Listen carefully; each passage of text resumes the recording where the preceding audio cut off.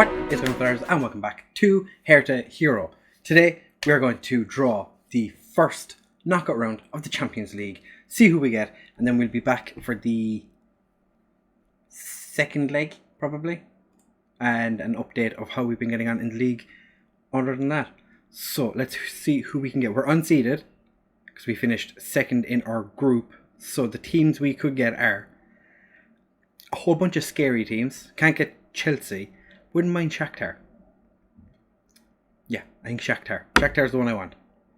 So, also Bayern Munich managed to get through in their group. So, Fenerbahce, unfortunately, went from second to last. So we're first out of the hat, okay. Who do I think we're going to get? Probably going to be Man City or Real Madrid. Like I said, wouldn't mind Shakhtar. Juventus. Okay. Leipzig draw Real Madrid.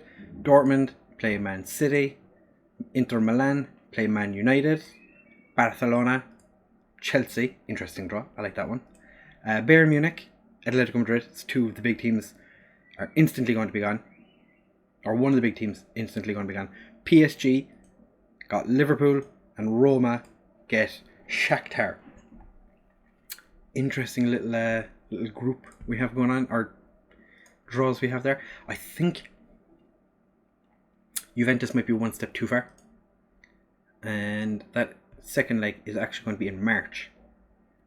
Okay, so we're not going to come back for that. We will come back for the Wolfsburg game in just a second. Since we're here, we did get a 1-1 draw with Werder Bremen. They scored in the 89th minute. What can I say? 89th minute.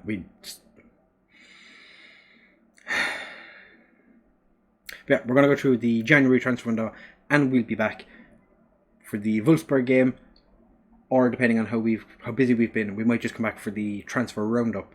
I don't think there's going to be too much, but then again, you never know. We could go mental. So, we will be back in a second for one or the other. So, don't go anywhere. Stay right where you are.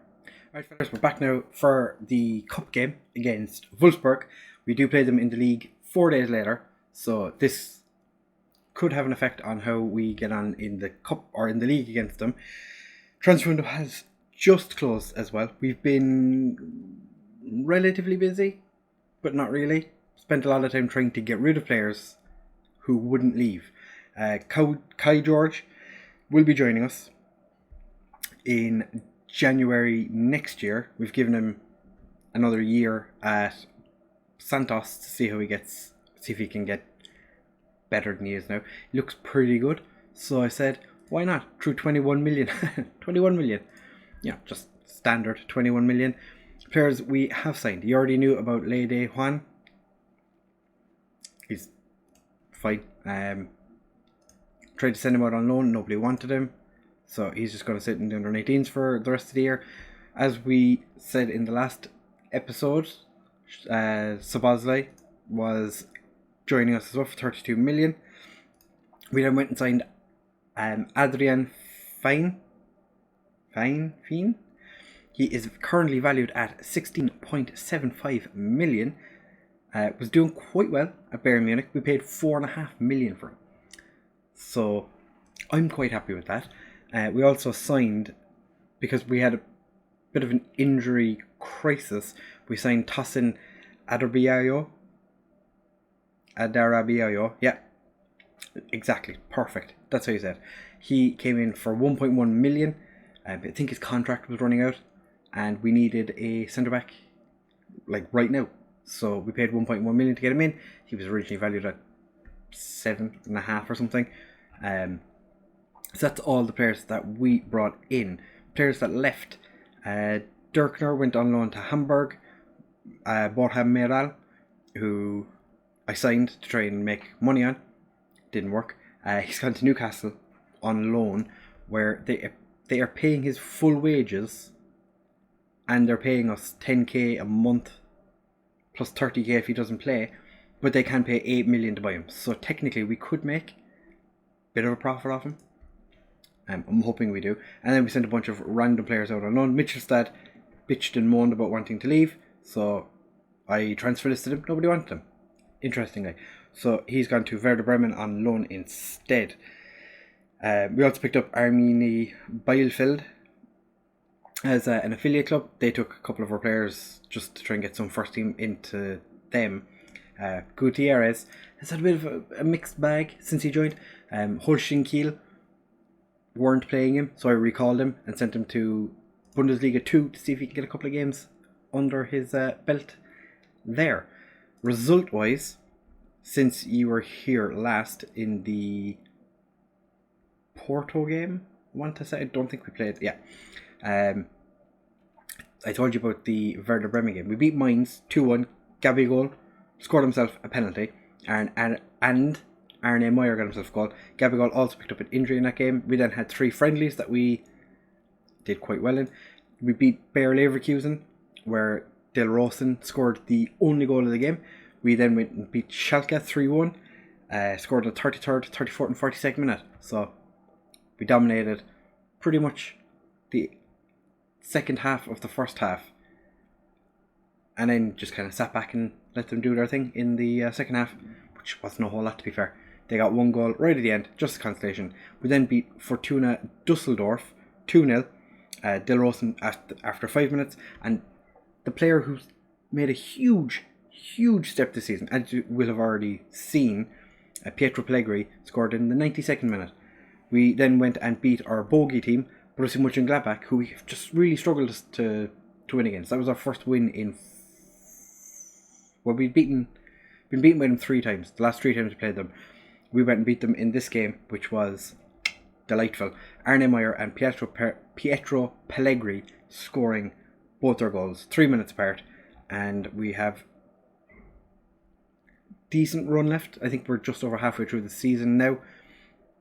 We do play Juventus in February and March. The second leg against Juventus will be the next game we're going to be playing in a video. I said I'd bring it back just for the Wolfsburg game to have a look at the transfers we've done. As you can see, currently sitting in second, 20 games done, 4 points behind Borussia Dortmund, 4 points ahead of Borussia Mönchengladbach. Bayern Munich having a bit of an iffy season so far. All Leipzig have lost 3 games. I think I mentioned they hadn't lost any games, but they have now. So, Bayern Munich not having a great time at the moment. So is Bayer Leverkusen, struggling a little bit. Schalke really having a poor season. They sacked their manager not too long ago. It doesn't seem like it's doing an awful lot to help them, but it's fine. Third round, I think we're not too far off. Yeah, if we get into we need to win this game and the quarterfinal to reach the board's expectations. O'Hara, he's a substitute goalkeeper. Don't have to worry about it. For this game, we have Magnin in goal, Arias and Gervidal as our wingbacks. Gervidal's playing there because Luka Netz has been injured for the last month or so. Gervidal's played at left back in every one of those games recently, and he has been fantastic. Sterk and Turner Riga as our centre backs, with Toussaint behind Meyer and Sabazlai.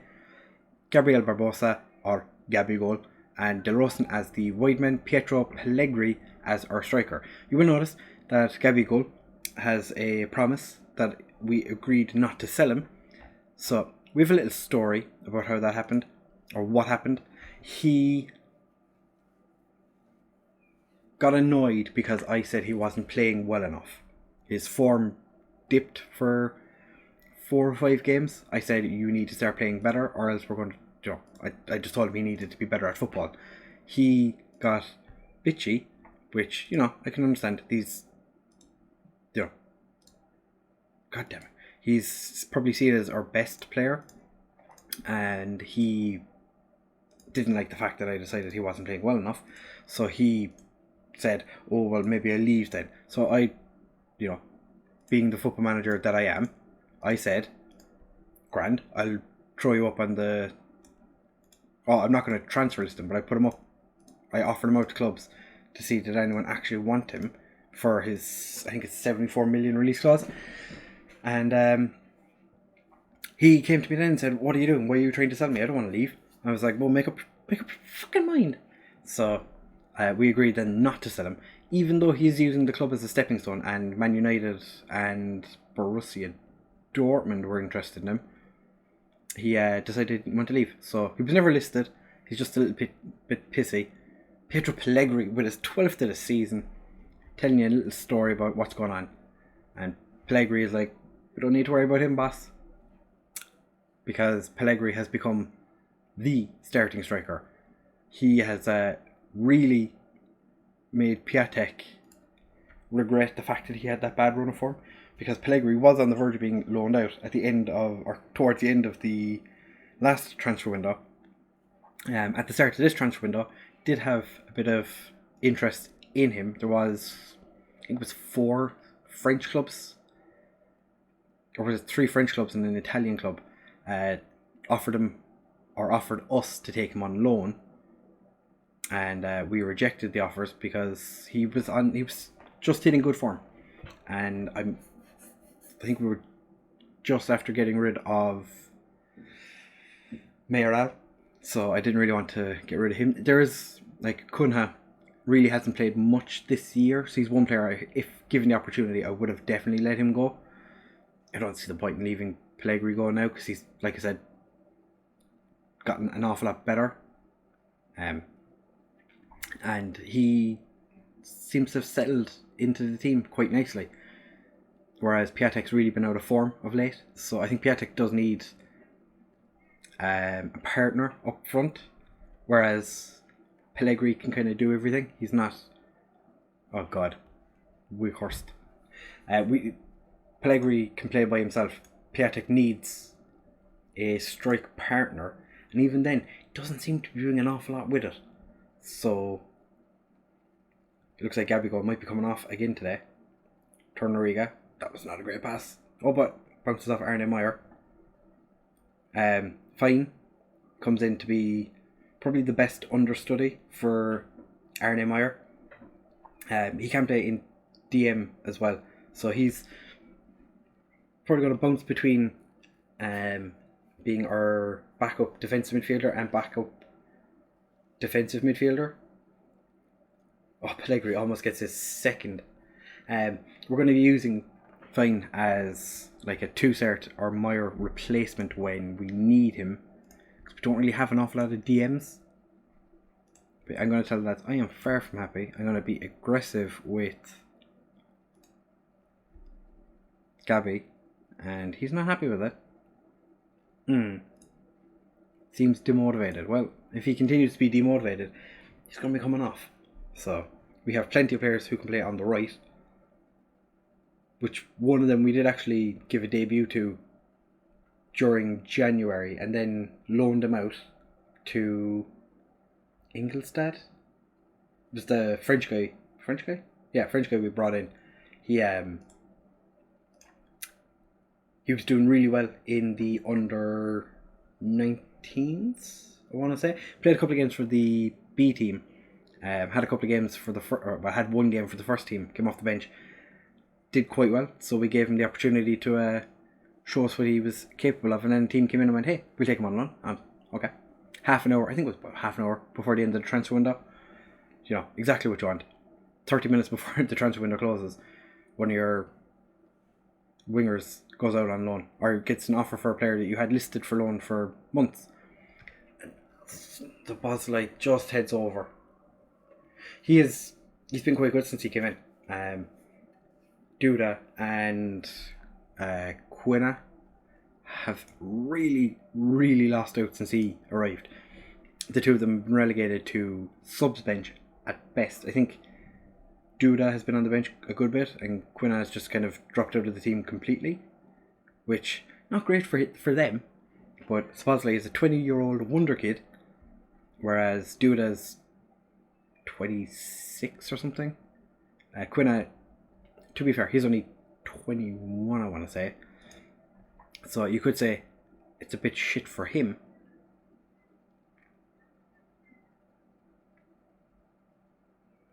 Yeah, we're going to do that. Actually, we are. Luka Biacco is coming on for Gabigol because he's playing poorly. Kind of want to take Garvidal off, but don't really have a player to bring on for him. Alright, that's a bit of creativity. We don't want to draw this game. We're going to go more direct again, because instantly the game is like, you need to change what you're doing. Alright, we're going to make change. We're going to go 4-4-2. Make you advance forward. Make you complete forward, and then take 2 start off for Piatek. Don't want Biako. Luka Biako as an inside forward. We want him as an inverted winger. I think that'll do for now. Or do I want to make another change? I think we bring Serginho Dest on. Why not? Alright. Arias with the throw. Gets it across. Arne Meyer with his 4th. Get in. His 4th of the season. 2-1. We've definitely been the better team. Long throws are just... oh. Yeah, like look at that. We've had 7 shots more with 10 on target. If we concede here, I'm going to be pissed. Magnin, easy. We did have a couple of options for goalkeepers that came up. Didn't really feel the need to change because Magnin's been quite good. Luka Biako with a very tame shot. Magnin's been acceptable, so I don't see the need to change him just yet. He's only in his 2nd season with us. So if it comes to it that we find a significantly better, younger goalkeeper, then by all means we'll bring him in. But we don't really need to do that now, because everything is going...